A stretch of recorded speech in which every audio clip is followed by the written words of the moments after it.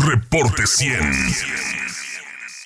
Este domingo fue asesinado en San Luis Río Colorado el periodista Jesús Gutiérrez Vergara en un ataque armado mientras departía, así lo dice la autoridad, con 4 agentes de la Policía Municipal de San Luis Río Colorado, donde murió uno de los policías y 3 están gravemente heridos. Se informó por parte de la Fiscalía General de Justicia que el ataque iba dirigido a los policías y no al periodista, y que el periodista era vecino de uno de los policías, pero el periodista cubría la fuente policíaca y pues obviamente los policías, sus vecinos, eran sus fuentes de información. Bueno, respecto a este caso, ¿cómo está observando la organización Artículo 19 el asesinato del periodista Jesús Gutiérrez Vergara? Le agradezco a Juan Vázquez, oficial de comunicación de Artículo 19, que esté con nosotros esta mañana. Juan, buenos días, gracias por tomar la llamada, ¿cómo estás? Muy buenos días, muchas gracias por la invitación. Sí, Juan, ¿cómo observa Artículo 19 este asesinato en San Luis Río Colorado, Sonora? Pues el asesinato de Jesús Gutiérrez agrega un contexto que ya hemos venido platicando y de hecho retomamos a partir de la publicación de nuestro informe semestral justo la semana pasada, en donde al final la prensa vive pues con miedo, vive en situaciones de riesgo muy grandes. Y en el caso de Jesús Gutiérrez, lo que estamos exigiendo puntualmente a la autoridad, específicamente a la Fiscalía del Estado, es que aplique el protocolo homologado para la investigación de estos casos. Tiene que haber una coordinación fuerte entre la Fiscalía Estatal junto con la Fiscalía Especializada del ámbito federal, para que entonces podamos conocer si precisamente se trató de un ataque colateral o si que se pueda agotar la línea de investigación relacionada con el trabajo de Jesús Gutiérrez, sobre todo, como mencionabas, a partir de la nota roja, de la nota policíaca, ¿no? Pero llegar a la verdad para que podamos tener justicia, sobre todo pues en un país donde afortunadamente la impunidad prevalece en el caso de los crímenes contra periodistas. Bueno, se saltó el protocolo homologado de la Fiscalía ya dijo que no es por su trabajo, que estaba ahí departiendo con los policías y que el ataque iba para los policías y no para el periodista. Es decir, aquí evidentemente la Fiscalía no está siguiendo el protocolo. Sí, exactamente. Queremos saber cómo es que llega a tal conclusión sin ni siquiera tener días de investigación, ¿no? Podemos pensar que es una especulación. En ese sentido, pues, lo que no necesitamos de la Fiscalía es eso, sino que lo que necesitamos son pruebas, necesitamos investigaciones reales, el expediente, necesitamos saber al final cuáles son las pesquisas alrededor de todo esto. Recordemos que Sonora es el 6º estado con más asesinatos de periodistas. Hemos documentado desde el año 2008 asesinatos. Ninguno ha llegado a una resolución completa, ¿no?, en términos de verdad y justicia, y aquí pues la Fiscalía tiene mucho que dar en este sentido, debe mucho a la sociedad sonorense, así como pues al final recordar que el asesinato de un periodista pues tiene efectos pues muy grandes dentro de la sociedad.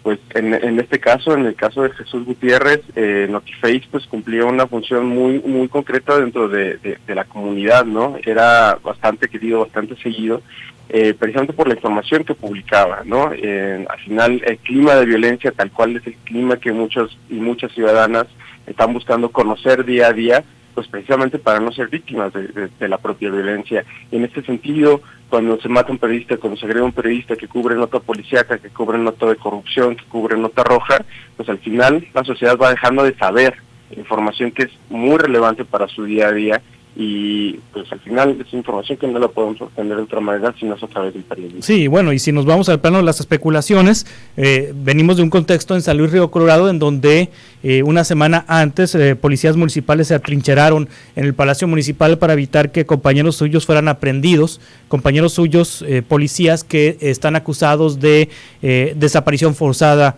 de un joven. Órdenes de aprehensión que fueron ejecutadas una noche antes del asesinato del periodista y de este policía, el sábado, que se ejecutaron 2 órdenes de aprehensión. Entonces también pudiéramos especular que el periodista se encontraba ahí obteniendo información de fuentes que regularmente consultaba. Claro, Sí, en este caso, pues al final, o en general, con el contexto de los colegas reporteros y reporteras que ven estos temas, pues al final no se trata de con quiénes se juntan, ¿no? Sí. O de con quiénes son la fuente, ¿no? Muchas veces las autoridades han caído en esta criminalización. Lo hemos visto incontables veces, no solamente en los casos de asesinatos, pero en otros casos de otros tipos de agresiones. Pero al final, pues aquí está que no puede ocurrir esto, ¿no? No se puede agredir a un periodista al final por hacer su trabajo. Y lo que deja ver estas agresiones pues es una omisión y una falta de garantías de protección de vida por parte de las autoridades, pero también en las situaciones donde la criminalidad va en un sentido pues macro, ¿no? Es decir, ya no sabemos en dónde comienza el crimen organizado y en dónde termina el Estado.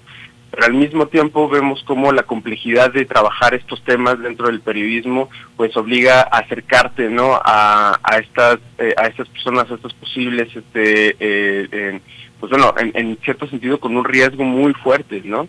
Al mismo tiempo da cuenta de la sistematicidad de la violencia y de las violaciones a derechos humanos cometidas por parte del Estado, ¿no? Y la falta también de saber, lo vimos el día de ayer con el aniversario de Ayotzinapa, ¿no? Y toda la colusión que hay de autoridades del ámbito municipal, estatal y federal, ¿no?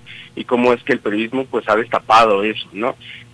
Y pues tiene que ver que al final pues el Estado no quiere saber qué es lo que no quiere que sepamos al final qué tan coludido está, ¿no? Y eso no es una especulación, eso sí sabemos que es un dato. Al final 1 de cada 2 agresiones contra periodistas y medios de comunicación que hemos documentado en el primer semestre del año han sido perpetradas por parte de elementos del Estado, funcionarios públicos, fuerzas civiles y fuerzas armadas.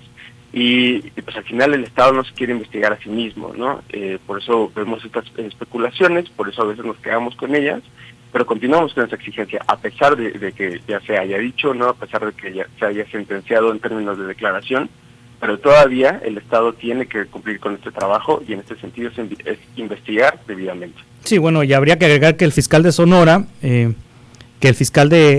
Gustavo Salas, Juan Vázquez, oficial de comunicación de artículo 19, previamente en su desempeño en instituciones de Procuración de Justicia Federal, ha tenido señalamientos por parte de periodistas de no haber llevado a cabo correctamente su trabajo. Bueno, se le vinculó con temas de espionaje a periodistas y a defensores de derechos humanos, y hay un antecedente ahí que bien pudiera también ponerse como contexto. Y bueno, retomando la idea con la que inicias esta conversación, Juan Vázquez, este protocolo homologado, ¿cómo debe aplicarlo la Fiscalía? Pues en principio en este protocolo estamos exigiendo que al final se evite rendir este tipo de declaraciones, al final porque crean un contexto en donde no va esclareciéndose el caso, ¿no? Al final se va estableciendo una narrativa en donde lo primero que supone la autoridad, lo primero que suponen otros actores es lo que se queda, ¿no? Y entonces a partir de ello se va construyendo una investigación basada en las declaraciones de funcionarios que al final pues terminan sin pruebas, rindiendo como una falsa verdad, ¿no? En este protocolo se tiene que tomar en cuenta como línea prioritaria el trabajo periodístico de las y los periodistas, como pues el vínculo, ¿no? Del por qué se agredió, del por qué se asesinó, del por qué se desapareció, del por qué se amenazó, etcétera. Sí. Esto es importante porque al final así se establece que se trata de una violación a la libertad de expresión, de la libertad de prensa. De otra manera, pues al final se desdibuja precisamente el riesgo que implica hacer periodismo en este país. Y por otra parte, pues existe la Fiscalía Especializada para la Atención de Delitos Cometidos contra la Libertad de Expresión, de la FGR, que en teoría tiene que atraer por oficio este tipo de casos de asesinatos, pero sabemos que muchas veces no lo hace, desafortunadamente, y señalándolo tal cual.